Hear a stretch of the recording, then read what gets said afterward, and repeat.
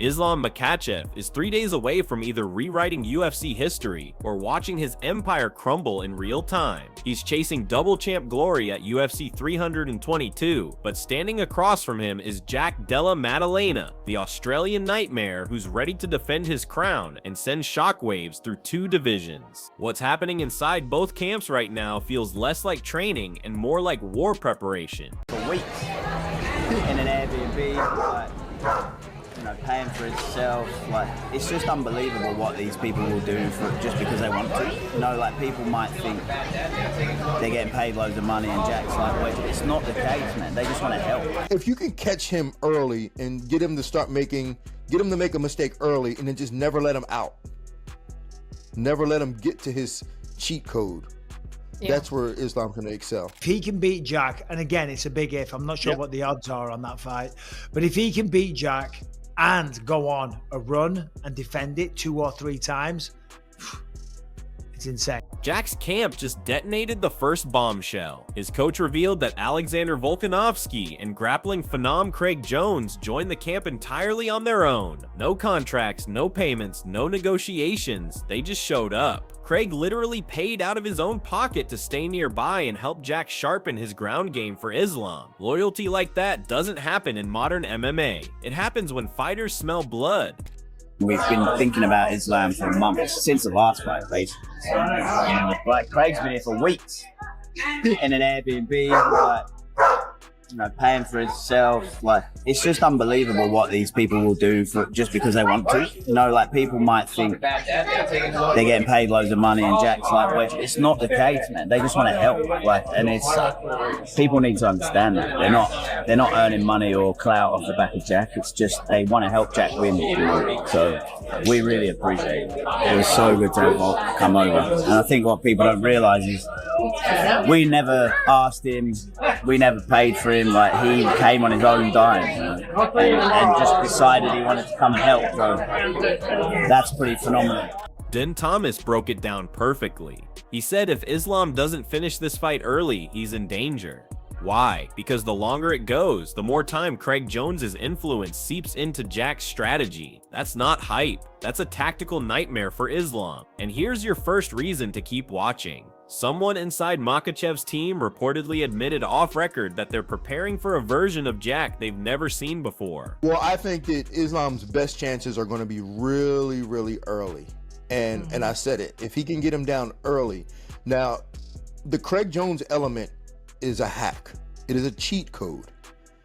Now, if you can get a man down early and just finish him before he gets started on his cheat codes, problem solved. If I'm Islam, you got to try to catch this man, because Jack's not the great, he wasn't the greatest grappler prior, right? He doesn't come from a grappling background. He's competent, but if you can catch him early and get him to make a mistake early and then just never let him out. Never let him get to his cheat code. Yeah. That's where Islam's going to excel. Aljamain Sterling didn't hold back either. He said JDM is a beast, but if he doesn't finish Islam early, Makhachev runs away with it. It's a brutal truth. Jack's power can end fights in seconds, but Islam's gas tank and pressure can suffocate anyone alive. Laura Sanko added fuel to the fire, saying Islam's Darce choke is so fast, you barely see the setup before it's over. That's how quick he turns opportunity into disaster for opponents. I rewatched the Moicano fight.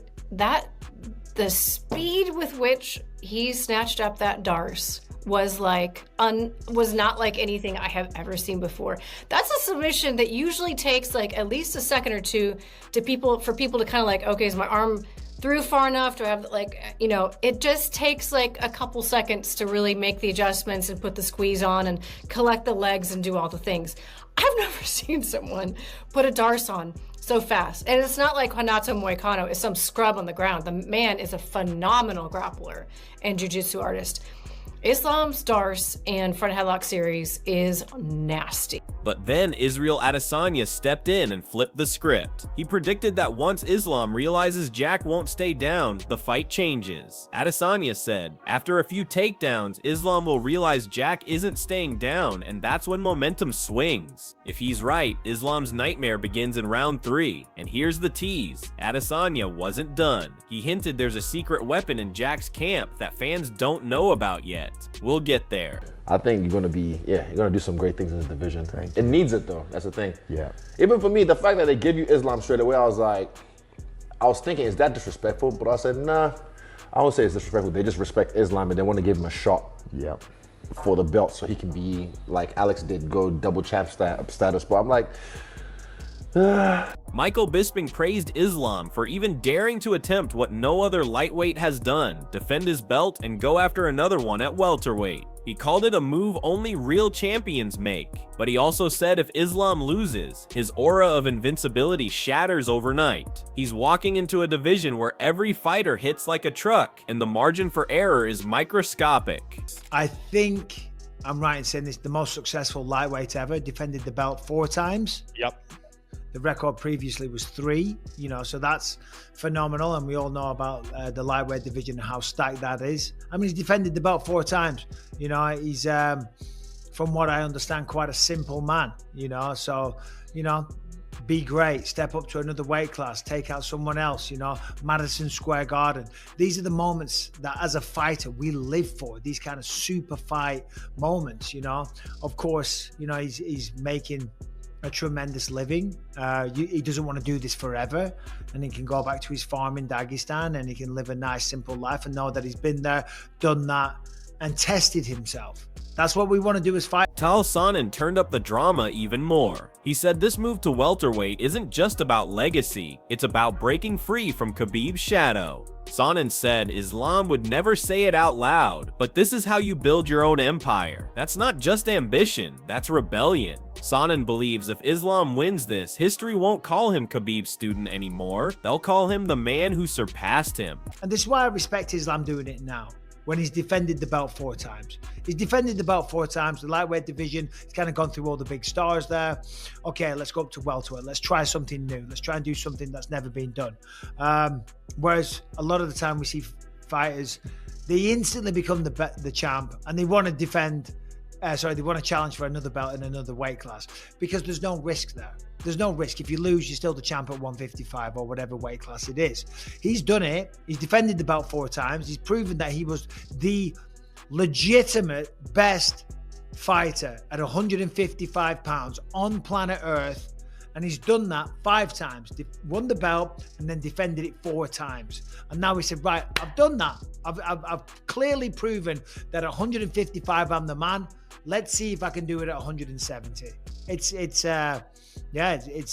incredible. Bisping doubled down, saying that beating Jack Della Maddalena puts Islam 1 step away from the GOAT list. But if he follows that win by defeating killers like Shavkat Rakhmonov and Sean Brady, then the debate ends. He becomes the modern face of dominance. But Michael Chandler disagrees. Chandler actually leans toward Jack. He said Jack's striking is too clean, his pressure too precise, and that he knows how to make elite wrestlers uncomfortable. He added, Islam can grind, but can he breathe when he's getting tagged every exchange? I'd love to hear it for him. He earned this the hard way. He cleaned out a division, maybe the hardest division in the sport. He's moved to another division. This is what it's all about. And not to mention, it's something he will never discuss. But if you don't always want to be the heir apparent to King Khabib's throne, you got to do something that Khabib didn't do. And this is his opportunity. And I know inside that's not his motivation. He is not trying to show up Khabib. But I am just suggesting at some point his grandkids are going to look back on his career and they will now have something they can turn to that is different than Uncle Khabib. Yeah, he said that the other day. Somebody asked him, like, well, it doesn't matter for you. He goes, what a stupid question. He goes, Khabib's my brother. He goes, I don't want to do anything better than him. He goes, we do this together, but this is for my legacy. And right now, Islam's on the verge of Dan Hooker, who's fought Islam himself, says Jack's strength at 170 is a whole different problem. He respects Islam's IQ, but believes the power differential will wear him down. Hooker called Jack the most dangerous man in that division right now. The tone in his voice said it all. He wasn't guessing. he was warning. I'm looking at his record, and you're seeing Moicano, Dustin Poirier, Volkanovski twice in a row, Charles Oliveira, and then if you were a critic, then you start talking about Bobby Green. There's Dan Hooker, who's a tremendous fighter, Drew Dober, Davey Hamosh, Arman Sarukian. You know what I'm saying? So that hasn't aged bad. So yeah. I mean, listen, if he gets the job done, I think without question, he deserves to be in that conversation. Yeah, and dude, let alone if he can defend that belt a couple times against a Sean Brady, against a Shavkat, against any of these super high level welterweights, like I think that would kind of push his legacy over the edge. And I think we're having conversations about him being top 3 or number 1.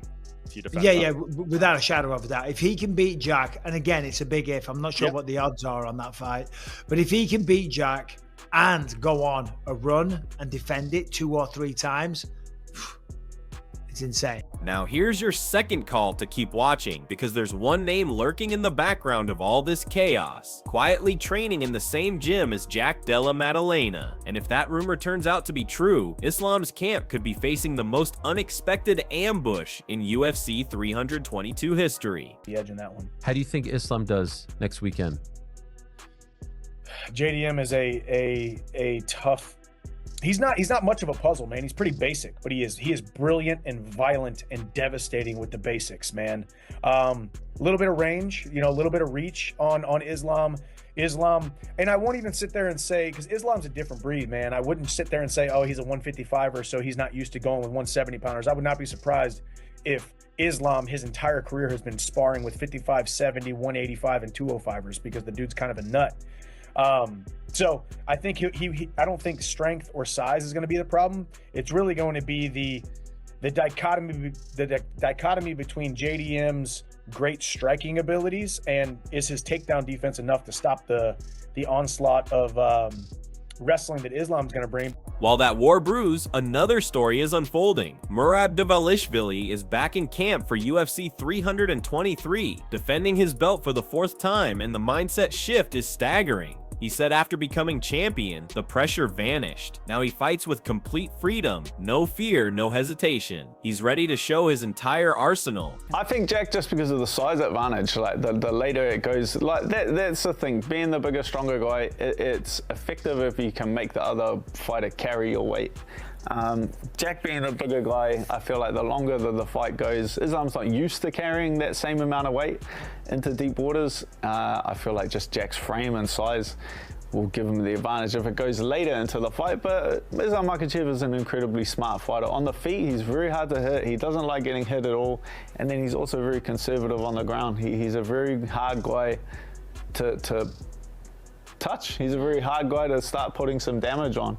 But Jack Della, I feel like there's no one better than him right now at welterweight, and I see him winning this fight. Merab believes Petr Yan underestimated him the first time. That mistake won't happen again, but this time Merab's the one leveling up. He's training like a man possessed, warning fans that this version of me will be unrecognizable, and if he wins, history books open in his name.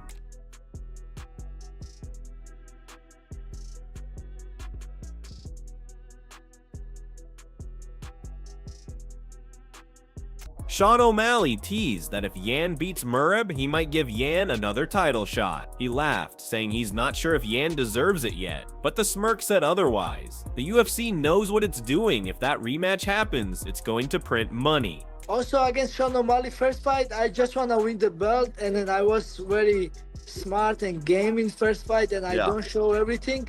But second fight, like I was already champion, and even if I lose and take a risk, I don't care, because I already catch the belt, and because we know a lot of good fighters, like including yourself, Paul, like a lot of good guys, but they never come champions. So I wanted to win the belt once, and after I can I can enjoy it.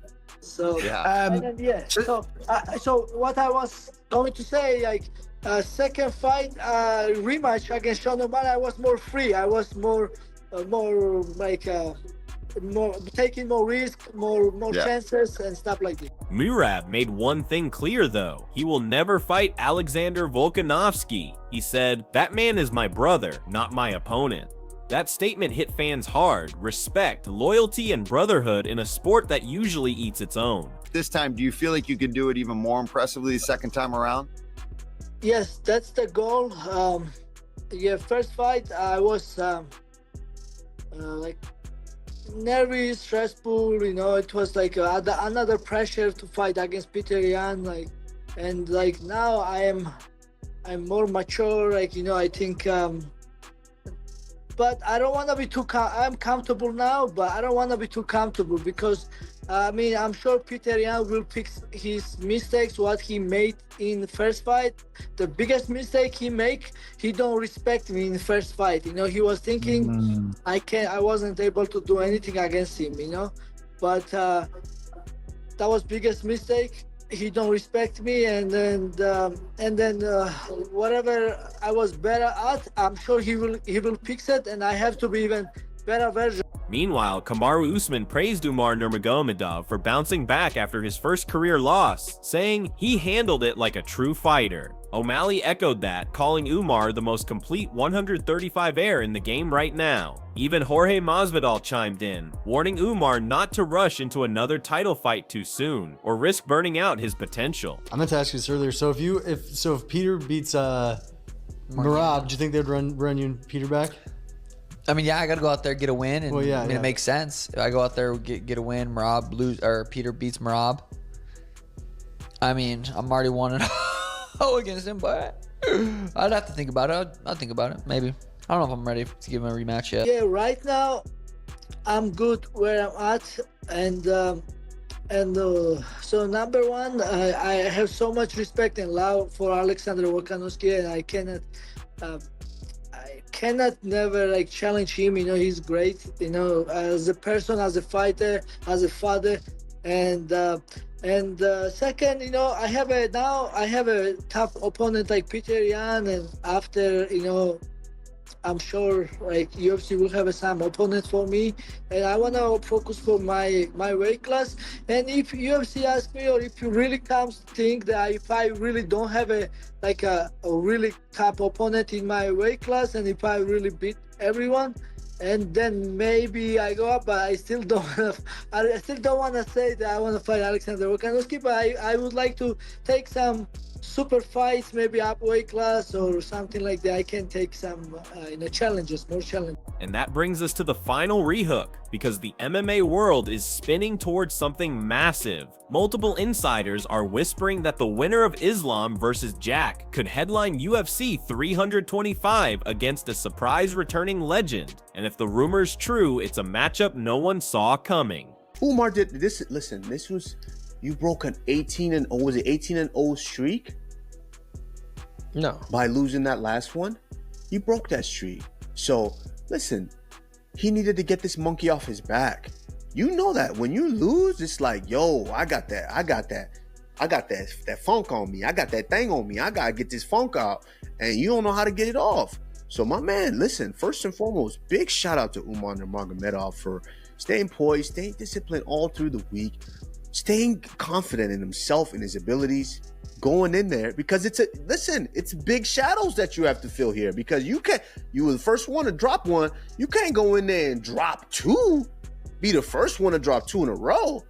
My man came up, he rose to the occasion, and he fought a game Bautista. Listen, I've been telling y'all, put some respect on this young man's name. Mario versus Umar. God damn it, Umar's so good. He's so skilled, such a good striker, so good at grappling.